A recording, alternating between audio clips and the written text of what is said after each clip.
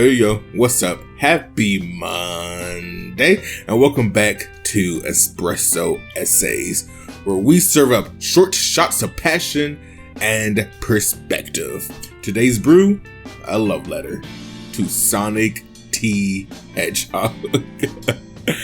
If you guys are new to this channel, I am a big fan of Sonic the Hedgehog, and today, unless I'm late, is Sonic's 34th anniversary.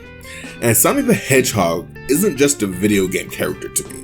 He's a symbol of childhood wonder, of discovering speed and style and attitude, all wrapped up in one chaotic cobalt package.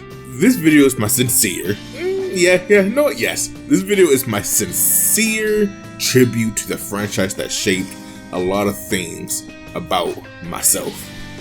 We're going to be diving a little bit into a lot of the positives of Sonic.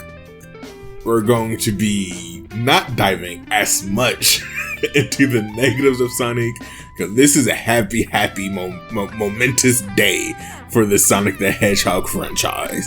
I did not want to bring that down. So I guess grab a mug and let's talk Sonic.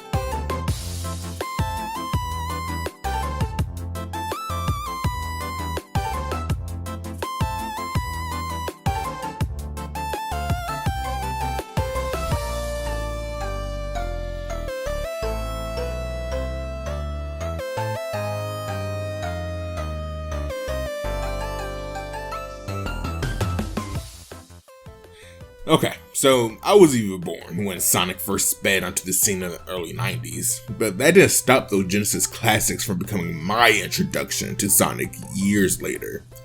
Imagine little me, booting up Sonic the Hedgehog on... Actually, I don't even remember how I played the first Sonic the Hedgehog. Collection disc emulator, I really do not remember.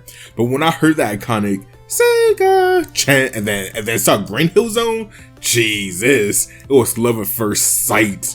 The vibrant colors, the catchy 16-bit music, the sheer speed of it all, I was hooked instantly.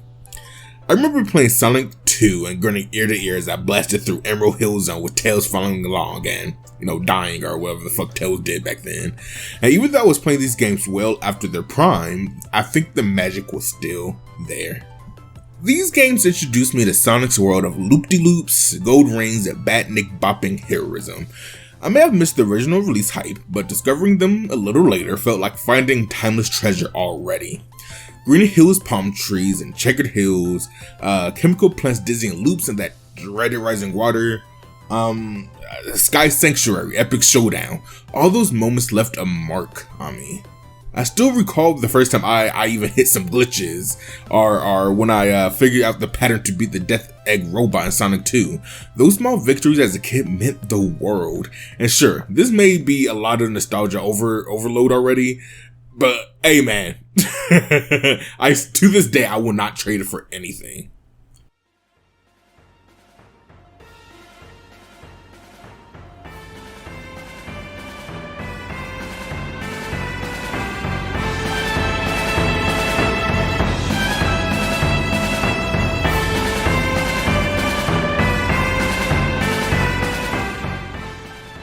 Despite growing up in the 3D gaming era, the 2D Genesis Sonic games became a foundational part of my gaming childhood. They were simple to pick up, yet challenging enough to make me feel like a hero when I finally did beat Dr. Robotnik, or, Eggman, at the end of each game. These classics taught me the core of what Sonic's about: freedom, speed, and a bit of that cheeky attitude. Sonic was cool, confident, and cared about his little animal friends. And even though I came to this party a little late, I became a Sonic fan for the rest of my life thanks to those early adventures.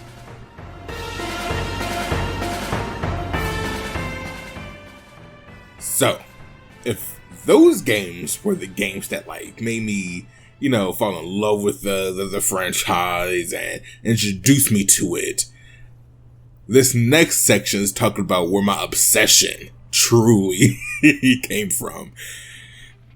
Let's all think Sonic Adventure.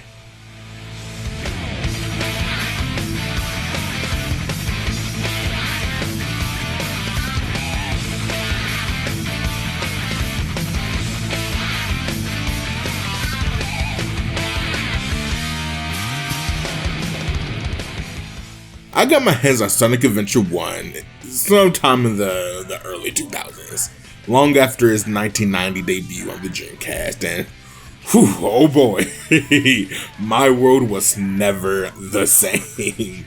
This was Sonic's big leap into 3D, and it felt like my big leap into a larger world as well. From the moment the game opened with the giant water monster attacking Station Square and that sick-ass theme song, Open Your Heart, kicking in, I knew I was in for something epic.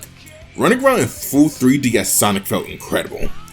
I never forget about stepping onto Emerald Coast for the first time, seeing that sick-ass ocean, if I do say so myself. It was sick back then, okay? It was sick back then. But yeah, seeing that ocean stretch out and bursted down the beach at top speed, only to have a massive killer whale start smashing the boardwalk behind. Whoo! Sorry, I'm standing up right now. My heart was pounding and I felt the biggest smile on my face. It was the coolest set piece I ever experienced in a game at that point in my life. I must have replayed that level at least 3 times. Let me not be over dramatic. I replayed it at least 3 times just to feel that rush. Now I might play it again once this video is over. Sonic Adventure has also introduced something that made the world feel bigger.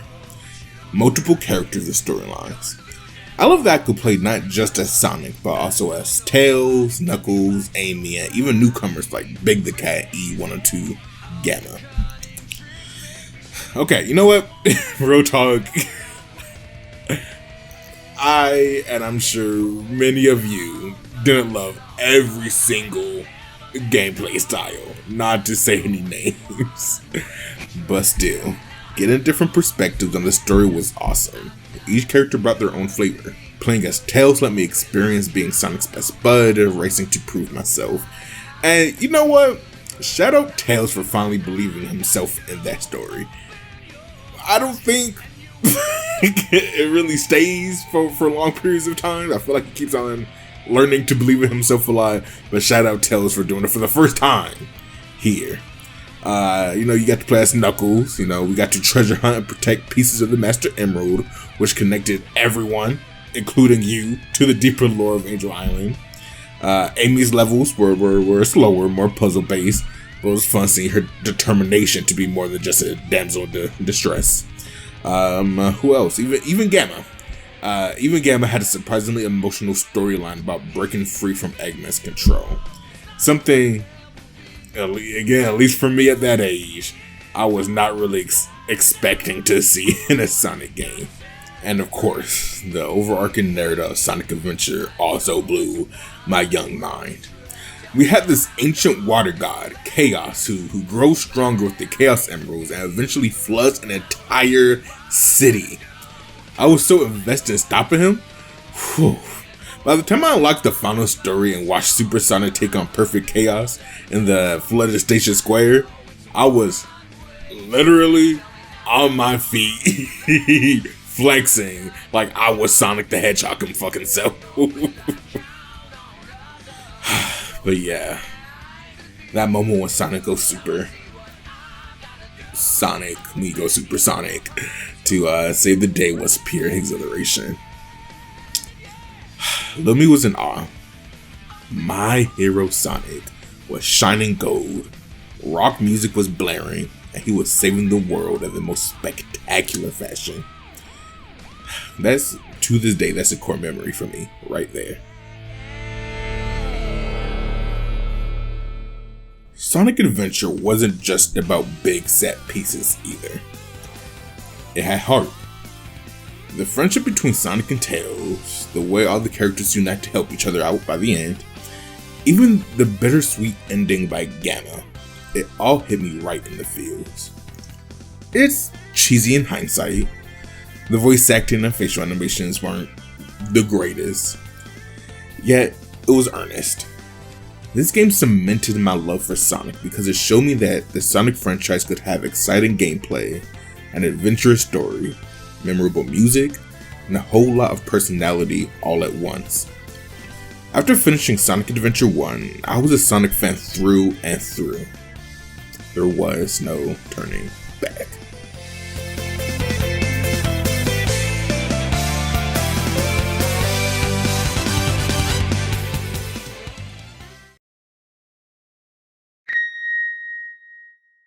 Bro, no more of that sappy shit. My journey with Sonic didn't stop at Station Square. In fact, the 2000s and beyond brought a slew of new Sonic experiences, some of which became my all-time favorites, and there's other ones. Let's fast forward and highlight a few that are near and dear to my heart.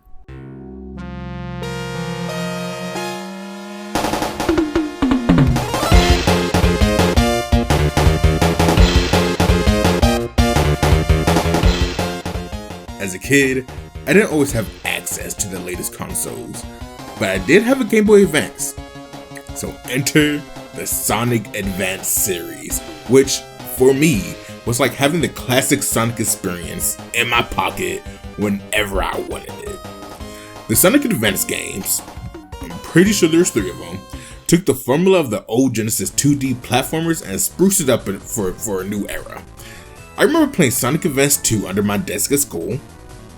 I got in trouble a lot because of it, because it just had to be Eggman's new contraption that day. Those games had that fast-paced, side-scrolling action that I think we all crave, combined with modern touches. The sprite artwork, oh man, legitimately, and this is not in the script, might be my favorite Sonic art in the entire franchise. I don't know if that's a hot take, but I love them every time I see them. Where was I? Seeing Sonic, Tails, Knuckles, Amy, even Cream in crisp 2D on a handheld screen was so cool. As the movesets were updated, Sonic could grind on rails and perform flashy mid-air tricks, which felt super dynamic back then. I keep on having to put the affidavit back then. The soundtracks of the Advance series were seriously underrated. Catchy tunes that I could still hum to this day. They somehow squeezed that Sonic charm into the tiny GBA sound chip. What I love most is that the Advance series bridged my experiences. I had the retro Sonic vibe with new levels and ideas. It was like the best of both worlds. To this day, Sonic Advance 2, and I'm pretty sure Sonic Advance 3, stand out as some of my favorite 2D Sonic games.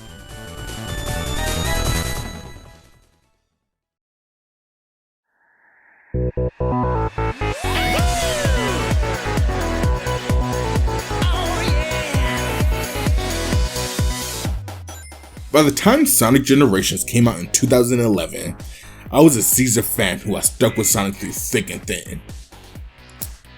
I was 11, but still, I was defending Sonic hard back on the playgrounds, man. And Generations felt like a big thank you letter from Sega to the fans and to Sonic himself.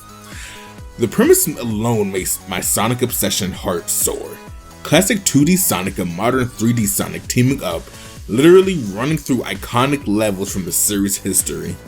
It was like someone took yours, if you're watching this video, nostalgia, and just, I don't know, man, gave it a boost and turned it into a game. From Green Hill to City Escape to Chemical Plant, revisiting those stages in both classic and modern styles was just pure joy. I'd play a classic stage and be whisked back to my Genesis days. You know what? Can I call it my Genesis days if I didn't play on the Genesis? You guys know what I mean. You've watched this video so far. Playing the classic stage will whisk me back to my Genesis days. The place modern reimagining and being blown away by the slick graphics of the new twist. The City Escape level in Generations especially had me bouncing my seat. Speeded down the hills of San Francisco on a snowboard again with Escape from the City. Oh my god, Escape from the City. Blasting. And the doing as classic Sonic in a totally different gameplay style. What a treat. Sonic Generations nailed the feel of Sonic. Tight controls, creative level design, and so many Easter eggs for longtime fans.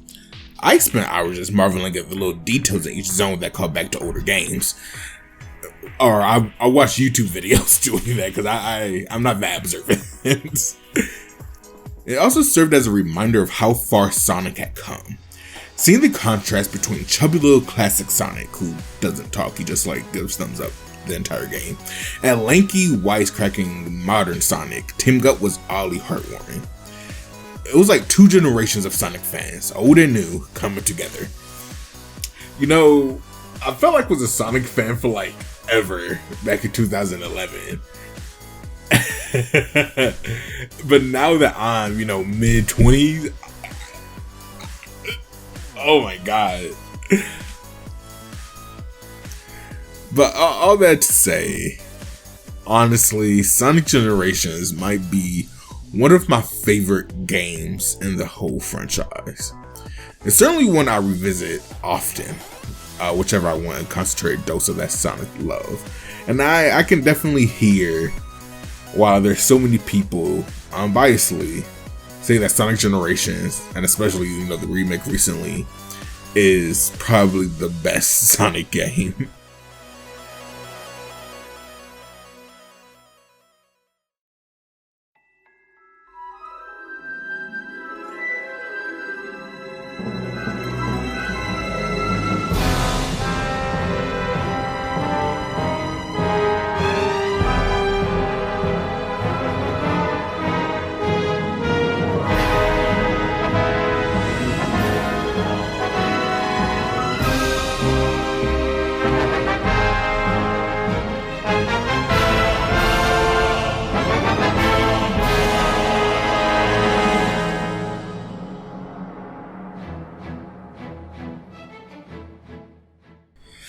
Whew, man, the mid-2000s to early 2010s were an interesting time to be a Sonic fan. Sega was trying a lot of new ideas with the Blue Blur, and I dove right in with an open mind. Some experiments were more successful than others, but each had something I genuinely enjoyed, especially in how they portray Sonic's character. This game is infamous for the Hedgehog, which Sonic turns into the stretchy arm werewolf thing at night or whatever. And I'll admit, I was pretty skeptical at the concept of it. But you know what? I ended up loving a lot of things about Unleashed later on in my life. The day stages where Sonic blazes through beautiful locals like Apotos, right? Apotos and Spag. I'm bad with names. Spagonia. Fuck. Are still some of the best high-speed 3D Sonic gameplay ever. Boosted through rooftop run at lightning speed with a gorgeous orchestra backing the music. Whew. So good. Even the night stages, while slower, let Sonic show a more combative side. But most importantly, the story gave Sonic a real spotlight. He befriends a tiny creature named Chip with amnesia, and their friendship is actually really sweet. Sonic's personality shines in Unleashed. He's upbeat and compassionate, trying to cheer up Chip and save the world while he's dealing with an unwanted curse. By the end, when Sonic and Chip are saying goodbye as the world is saved, I realized I got a little emotionally attached. Yep, Sonic is now, what, like 10-0, making me a little emotionally attached to these characters. Man, this script felt like a fucking tongue twister, this section. Hey,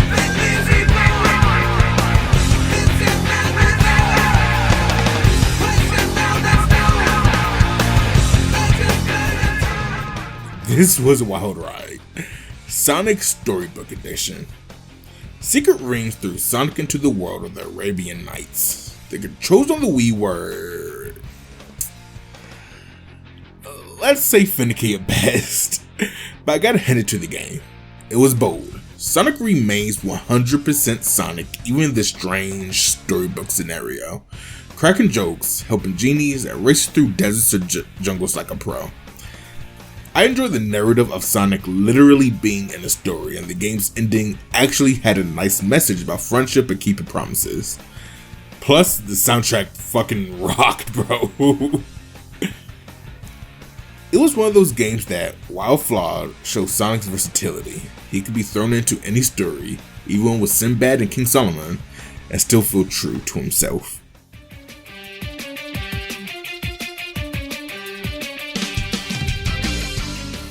Yep, they did it. They gave Sonic a sword. When I first heard about this game, I honestly was thinking about this super old, was it Newgrounds? There was this animation of Sonic with the sword, and it was like the coolest idea ever. But yeah, this was real. And you know what? It was strangely fun. Black Knight has Sonic summoned to a medieval fantasy, and what I remember most is how it explores Sonic's character. There's a moment that stands out.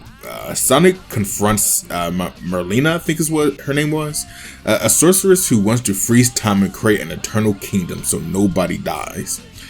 And Sonic tells her, Merlina, every world has its end. I know that's kind of sad, but that's why we gotta live life to the fullest in the time we have. At least, that's what I figure. For a game about a hedgehog with a sword, I think that line hits deep. It shows Sonic's hopeful philosophy in the face of darkness, and when the Knights of the Round Table, who are actually Shadow, Knuckle, and Blades of Disguise, acknowledge Sonic's pure heart, I felt proud to be a Sonic fan. Look, man, I was 9. Leave me alone. But I felt proud to be a Sonic fan at that moment. And sure, the gameplay was maybe a bit repetitive. Lots of waggling around to slash bad guys.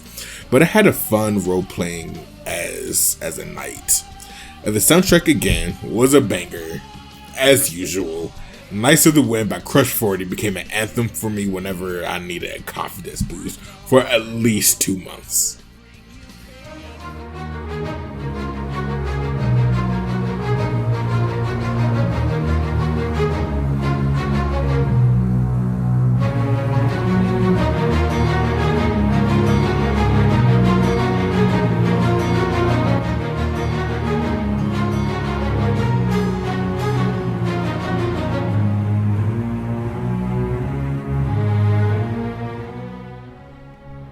Okay, I know you guys have been waiting for me to talk about this one.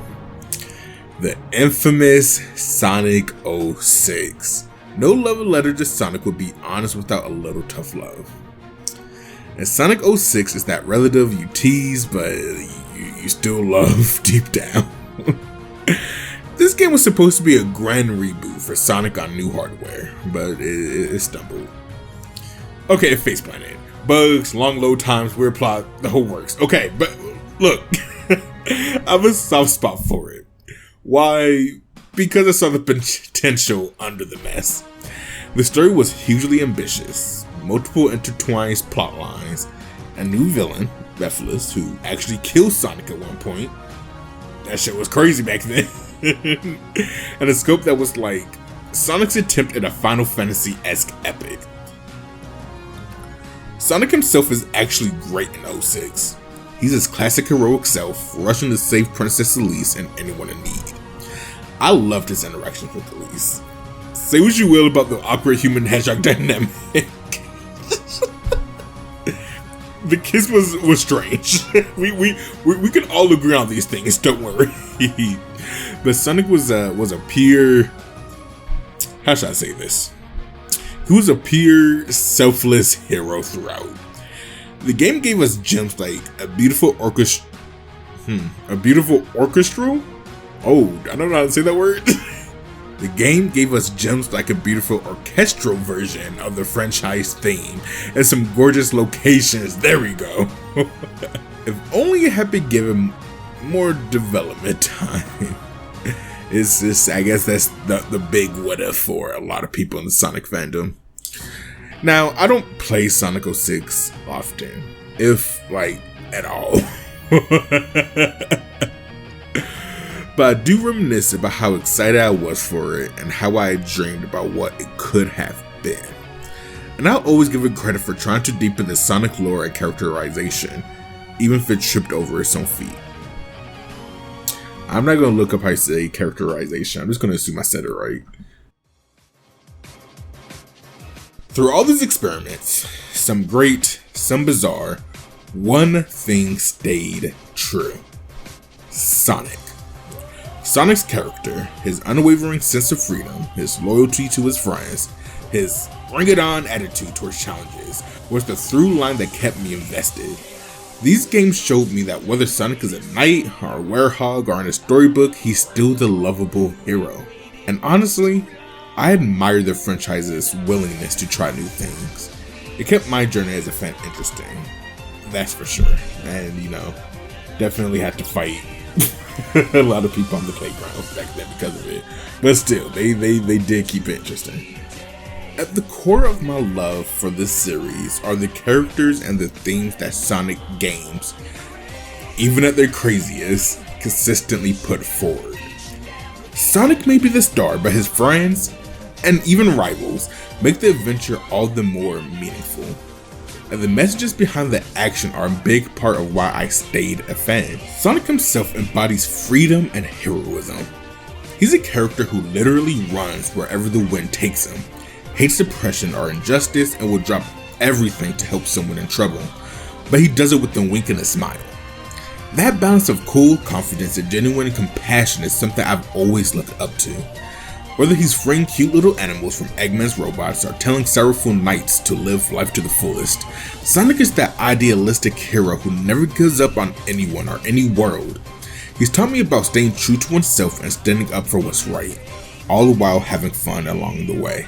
Tails is the best friend everyone wishes they had. Growing up, I related to Tails a lot. I was a bit shy, wanted to prove myself, but always loyal. Tails represents friendship and believing in yourself. Remember Sonic Adventure when Tails had to go on without Sonic for a bit and ends up saving Station Square from a missile on his own? Oh man, I was so proud of that little guy. That was a little fox showing that believing in your own abilities and having a friend who believes in you can make you soar. Or in Tails' case, literally fly. You know what? Why did they pick a fox? Where they're like, we need a character that can fly. Knuckles is like the honorable big brother of the group. He's all about duty, go to the Master Emerald, and trust. Sure, he's been tricked by Eggman more times than he'd like to admit. Knuckles, buddy, I don't know what to tell you. That kind of harmless. You're standing a lot. But he's got a heart of gold.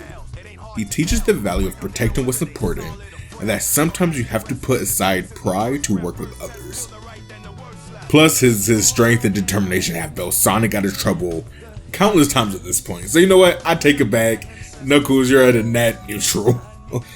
Oh man, Amy Rose. Amy brings a lot of heart to the team. As a kid, I'll admit I mostly saw Amy as the girly character chasing Sonic around, which was, I guess, a little funny and a lot of annoying.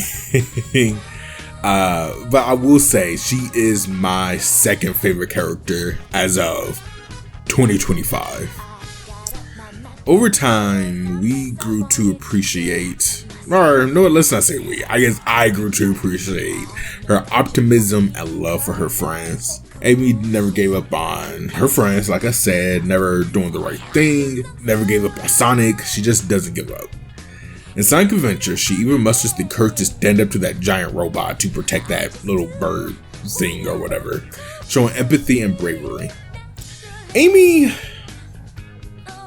Amy taught me about seeing the good in others and persevering with kindness if I had to attribute her to something.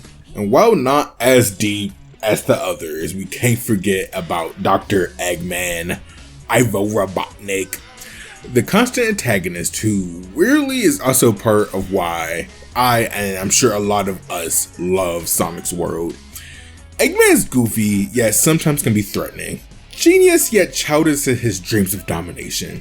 Defeating him time and again and again and again never gets old, because it's like knocking down the school bully who also has a silly side. His over-the-top schemes and outrageous machines are the perfect foil to Sonic's straightforward heroism. The recurring themes of the Sonic franchise, freedom, friendship, adventure, and never giving up, have genuinely shaped my outlook. And I know that sounds a bit grand for a series about a fast hedgehog, but it's true, and I am being a little bit serious for a second. Sonic's world taught me that freedom is precious, that friends can be your power, and that no matter how many times evil, obstacles, life gets in your way, knocks you down, you don't quit. You get back up, shit, collect a few rings, and then you try again. One thing I find amazing looking back is how versatile the Sonic universe is. This series isn't just one thing, it's many things, and Sonic somehow fits into all of them without losing his essence. Think about it.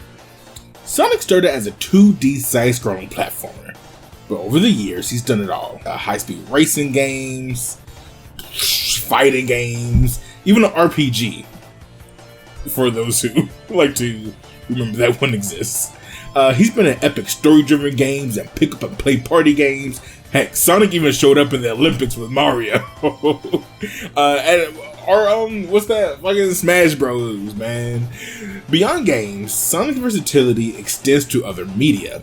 Cartoons, comics, movies. I grew up watching Sonic X on TV and getting hype whenever I heard Gotta Go Fast in the theme song. The Archie and IDW comic series took the characters on even more wild adventures. If I remember, I'll even show, my mini. It's very small. My little Sonic comic collection. I also have, I'm nerding out right now and not reading the fucking script. I even have these fucking comics signed by, I was about to say Spencer James. Roger Craig Smith. Why could I not remember bro's name? But besides that, fucking the recent Sonic movies on the big screen? Oh my god, seeing it actually be good movies? Man, it made me feel like I was fucking, I don't know, made me feel like I was playing Sonic all over again. Well, I guess I wouldn't say playing Sonic. Look, it brought me back to my childhood. Not many franchises could jump between so many genres and mediums and still feel coherent, I guess is the word I'm going to say here. But Sonic's world, whether he's a knight, or a race car driver, or a 2D sprite, or a CG movie star, remains appealing and true to itself. I think it's because, at its core, the concept of a super fast hero fighting for freedom with his friends is just pure. It can be molded into different shapes, but it's always recognizably Sonic. That adaptability has kept the series fresh for me, at least, over... how old am I? Over... can I say decades? Yeah, I think, fuck. Multiple decades. God damn it. Man. Oh, whoa. I'm gonna go. But yeah, the series stays fresh for me over decades, and I guess it's kinda exciting but scary that you never really know what Sonic is going to do next. But you just gotta be along for the ride. Okay, so briefly, just like for Sonic 06, I don't think we could really have a love letter to Sonic if I don't mention the Sonic fandom. and the whole internet culture around said franchise. We'll just say it's kind of a wild place, but it comes from a place of love. If you spend any time on the internet, you know Sonic fans are passionate. Sometimes that passion goes to strange places. We've all seen some interesting fan art and original characters out there. Sonic has been the subject of countless memes and parody videos. There are also fan games that rival the official ones in quality, some would say. I'm not saying I will say it, but some would say it. Again, I'm not sure what the audience is for this video, but if you guys didn't know, Sonic Mania started as a fan game just to, give an example. What I find endearing is that even when the internet pokes fun at Sonic, whether it's joking about his blue arms in one cartoon redesign or the chaotic energy of some fan creations, it all still serves to keep Sonic relevant. The memes, the fan art, the debates over which game is best or worst, the YouTube remixes of City Escape, it's all proof that people care. You don't get that kind of vibrant, sometimes chaotic fandom without a character that truly made an impact on people's hearts. And as someone who's probably in that crowd, if I could find it, I'll even oh fuck me, I'll even insert something I made when I was a youngin', when I was a child. I love that there's a whole community as crazy about this hedgehog as I am.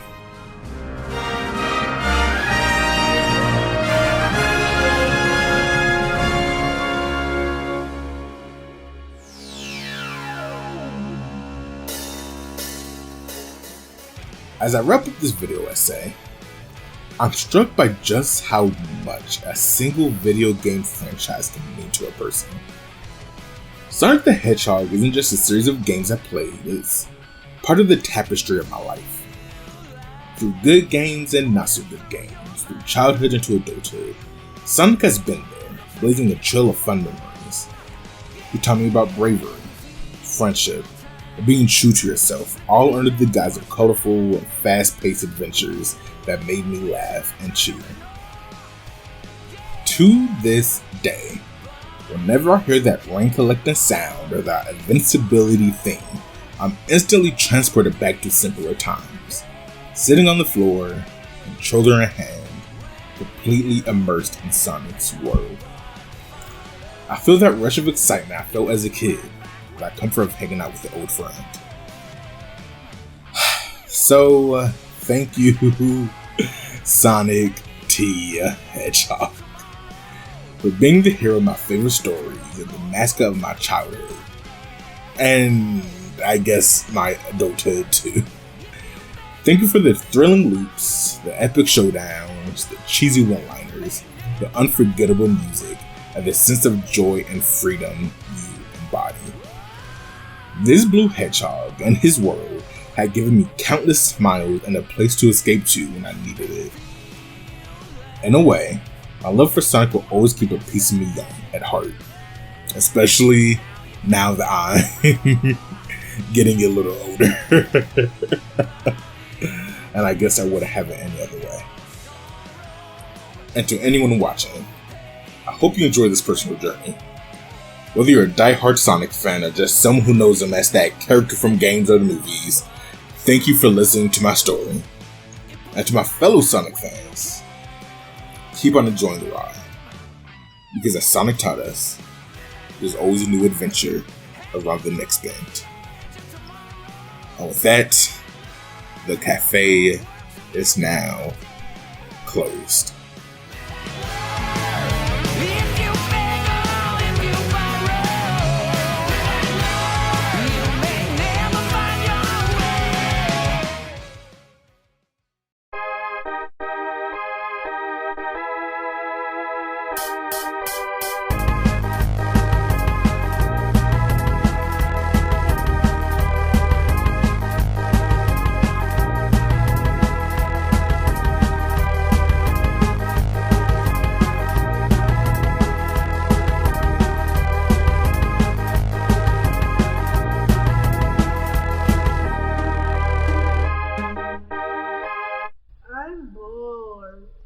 What do you want to do? Let's make a comic.